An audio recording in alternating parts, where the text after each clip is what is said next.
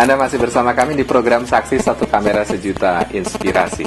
Pak Yasin, kadang-kadang orang korupsi itu ada yang tidak sadar itu melakukan korupsi. Tidak sengaja juga karena tidak makan, tidak memanfaatkan sama sekali.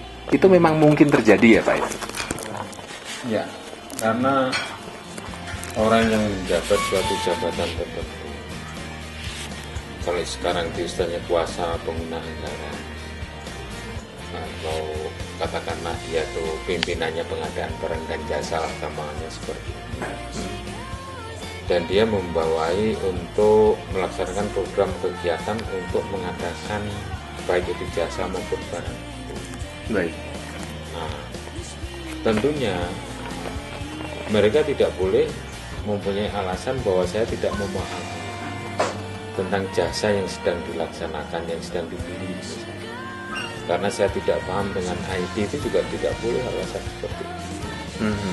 Harus menanyakan tentang katakanlah hal equal atau subject matter tentang yang diadakan itu seperti apa. Kemudian aturan-aturan untuk pengadaan itu harus seperti apa, itu harus berapa. Sehingga jangan alasan bahwa yang mengerti adalah tim saya, tim teknisnya saya tidak tahu, saya diminta tanda tangan, akhirnya saya ngasih tanda tangan, akhirnya dia juga terkena karena dia paling bertanggung jawab terhadap program pengadaan. Walaupun sama sekali tidak mengambil manfaat dari situ, tetap secara hukum dia salah ya Pak ya? Artinya membiarkan bawahannya yang melaksanakan itu melakukan perbuatan menyimpang. Baik. Jadi apabila dia tidak tahu mengenai hal equal yang diadakan, sebaiknya dia tidak akan memimpin sebagai pimpinan pengadaan barang dan jasa. Baik. Berarti memang harus atau pintar ya Pak ya? Ya. Harus paham terhadap apa yang diadakan dan harus nanya. Tuh. Tapi ada yang memang itu dipakai sebagai alasan. Sebenarnya dia mengetahui dan ikut menikmati itu, menyampaikan tidak ikut menikmati. Karena kalau pemberian uang itu kan tidak ada kwitansinya. Iya Pak. Nah, mereka juga bisa saja tidak mengakui itu walaupun dia juga ikut menikmati. Baik. Tapi di sisi lain dia memang tidak menikmati secara faktualnya, tapi dia memerintahkan untuk melakukan suatu perbuatan yang melawan hukum.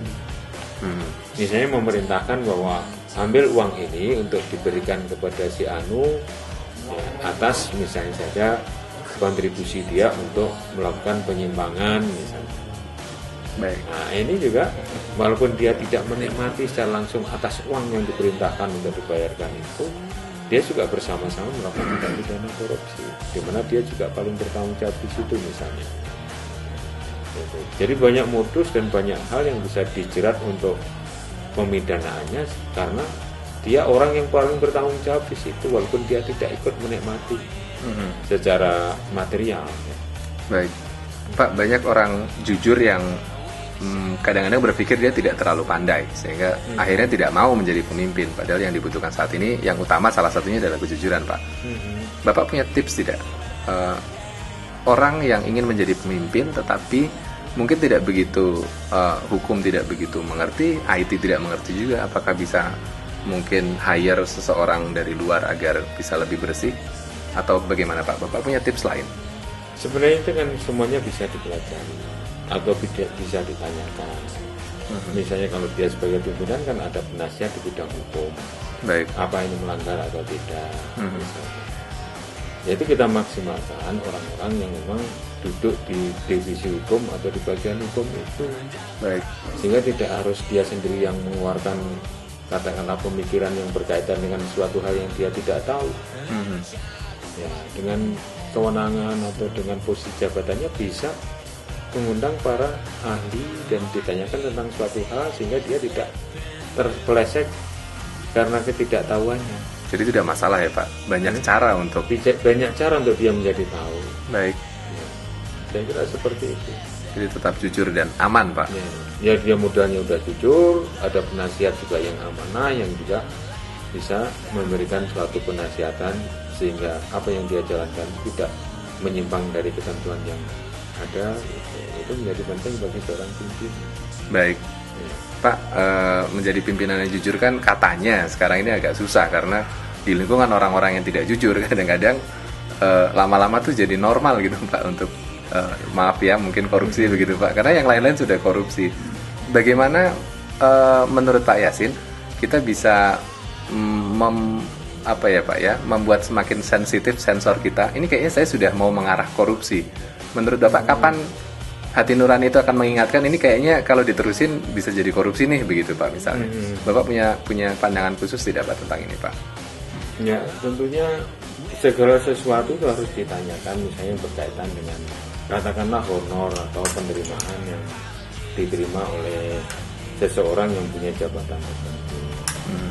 Itu harus tidak asal tanda tangan, kemudian uang asalnya dari mana juga tidak ditanyakan. Kemudian diyakinkan oleh stafnya bahwa ini sah, ini hak bapak, itu kemudian langsung tanda tangan. Nah, itu saya kira juga tidak bagus. Jadi harus rajin bertanya, apakah yang saya lakukan ini melanggar aturan atau tidak. Baik. Itu harus waspada dan selalu berhati-hati. Apakah ini ada aturannya atau tidak untuk menerima ini. Selalu begitu. Karena pada akhirnya seorang pimpinan itu dikatakan melanggar dan menyimpang itu karena ada sesuatu yang dilanggar. Jadi pertanyaan itu melanggar atau tidak. Kemudian aturan yang diacu apa? Misalnya kalau di BUMN misalnya peraturan direksi atau RUPS dan lain sebagainya. Nah, itu yang menjadikan suatu dasar hukum dia melaksanakan suatu kegiatan. Baik. Tidak harus dalam bentuk PP atau undang-undang. Aturan internal yang diacu itu apa untuk melaksanakan kegiatan itu. Baik. Gitu. Sehingga rajin bertanya, maka menjadikan dia itu terminimalisasi untuk melakukan suatu kegiatan yang menyimpang. Baik. Rajin bertanya Sehingga dia akan mengetahui pada akhirnya mana yang menyimpang dan mana yang tidak. Kalau secara personal Pak, untuk mengontrol diri, kadang-kadang kan kita tidak takut, itu kayaknya yang korupsi setelah keluar happy-happy saja, atau kelihatannya susah tapi kayaknya kok seneng gitu Pak. Kontrol diri supaya kita tidak tertarik untuk melakukan korupsi, karena di beberapa tempat itu Pak, survei kecil-kecilan sih Pak, jadi sukses itu kalau sudah begini. PNS yang kaya raya, walaupun duitnya tidak jelas, itu kadang-kadang orang memandang ini kayaknya sukses ini pejabat ini. Loh kamu menjabat kok duitnya sedikit, itu malah dibilang tidak sukses Pak. Kadang-kadang itu pernah kami dengar secara langsung dari masyarakat. Bagaimana Pak membentengi diri supaya tidak tertarik untuk melakukan korupsi? Ya. Sebenarnya itu lifestyle-nya. Di negara-negara maju itu justru kalau kaya itu menjadi malu apabila diukur dari pendapatan bulan per bulannya itu selama dia merasa. Jadi negara-negara yang sudah katakanlah sistemnya sudah bagus dan budayanya sudah maju atau civilized, jadi merasa malu kalau apa yang dipunya itu melebihi dari katakanlah rata-rata pendapatan yang diterima suami istri itu. Terukur ya. Misalnya jadi direktur masa kerjanya 5 tahun misalnya, per bulannya misalnya dapatnya itu 50 juta atau berapa tuh ya terukur dikurangi dengan konsumsi itu. Baik. Jadi apabila itu sistemnya bisa dirubah itu dimasyarakatkan dan merasa malu untuk memiliki sesuatu yang katakanlah di luar kemampuan dia untuk memilikinya. Budaya semacam ini harus ditumbuhkan gitu ya. Pemimpin di suatu unit itulah yang harus memberikan contoh. Iya Pak. Jadi tidak terhormat itu asalnya dari kekayaan saja. Dengan dia menentaati hukum atau compliant terhadap aturan, itu orang menjadi dihargai orang. Sekarang harus kita budayakan seperti itu. Dan diberikan pemahaman kepada masyarakat. Menghargai orang itu bukan dari kekayaannya, tapi dari kejujurannya. Dari amanahnya dia itu mengemban suatu tugas. Paradigmanya harus dirubah itu mindset itu. Termasuk di dalam program reformasi birokrasi itu ada yang namanya adalah kultur yang harus dirubah. Mindset seseorang itu. Jadi tidak harus berlebihan dengan sumber pendapatan yang tidak jelas yang justru itu yang dibanggakan. Tapi orang yang jujur, sederhana, tapi amanah melaksanakan tugasnya dengan baik, itulah yang seharusnya dihargai. Baik.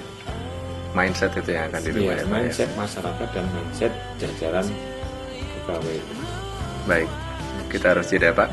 Bagaimana pendapat Pak Yasin tentang optimisme beliau dengan korupsi yang ada di Indonesia? Anda akan mendapatkan jawabannya setelah pesan-pesan berikut ini.